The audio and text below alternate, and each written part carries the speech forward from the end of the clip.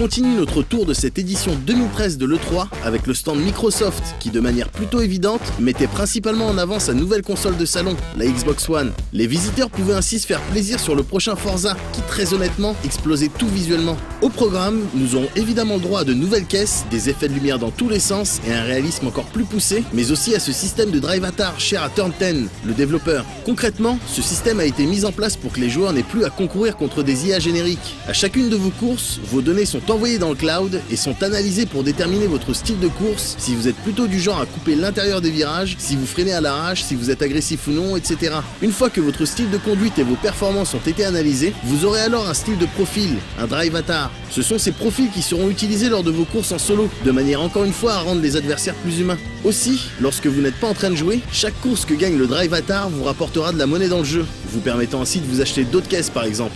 Un principe plutôt sympa sur le papier qui a l'air de venir tout droit du futur, mais qui devra faire ses preuves avant de nous convaincre. En attendant, le jeu est toujours prévu sur Xbox One au mois de novembre de cette année.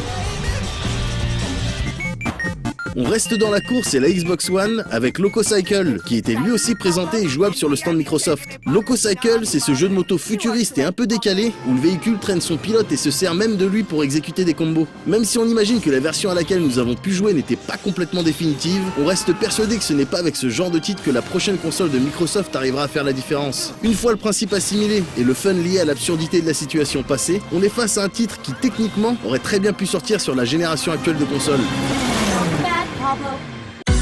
Annoncé lors de la conférence Microsoft, Killer Instinct était également jouable sur son stand où Thierry n'a d'ailleurs pas manqué de se faire salement rudoyer par des jeunes adolescents, des pro-gamers selon ses dires. On savait déjà qu'une des licences de Rare allait être ressuscitée. On regrette simplement que cette résurrection ait été confiée au studio Double Helix, responsable du saccage de séries comme Silent Hill ou encore Front Mission avec les Homecoming et les Evolve qu'on connaît. En revanche, la démo jouable sur le stand qui mettait Jago face à Saberwolf semblait augurer du meilleur, avec des combos à gogo et des effets visuels impressionnants. On rappelle que ce Killer Instinct devrait suivre le modèle freemium, un peu à la manière d'un DOA 5 Ultimate, avec un seul personnage jouable, Jago en l'occurrence, et tout le reste disponible à la carte. On ne sait pas encore si cette nouvelle manière de vendre plaira aux joueurs console, mais dans la mesure où ce système semble bien fonctionner sur d'autres supports, type smartphone ou tablette, on comprend facilement la démarche.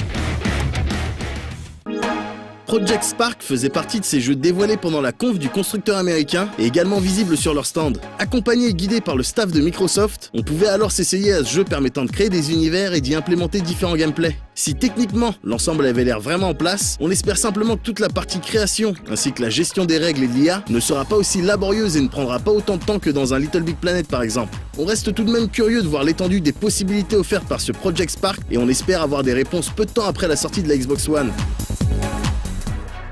Annoncé tout d'abord sur 360 puis annulé, Crimson Dragon sortira finalement sur Xbox One. Un vrai cadeau fait aux fans de la série des Panzer Dragoon, dont il est le successeur spirituel, et qui ne se sentiront pas vraiment dépaysés avec ce titre à venir. A la base, le jeu devait être entièrement jouable via Kinect, mais la démo présentée à l'E3 laissait le joueur se faire plaisir au pad, ce qui n'est pas plus mal. On nous assure tout de même qu'il y aura des fonctionnalités Kinect. On attendra de chevaucher plus longuement l'animal pour savoir si l'on prendra autant de plaisir qu'à l'époque sur Saturn.